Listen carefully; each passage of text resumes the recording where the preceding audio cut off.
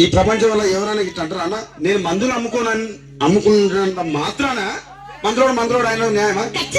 లేవా ఇలా కండక్టర్ ఉన్నాడు, కండక్టర్ మొగుడా అంటారా? పోలీస్ ఆయన ఉన్నాడు, పోలీస్ మొగుడా అంటారా? ఖచ్చితంగా ఎందుకంటారు? ఏవో అలా అట్లా అంటే నన్ను కూడా అట్టే అనాలి. కానీ దండం పెడితే ఒక్క మాత్రం అదే చెప్పు. మాట మాట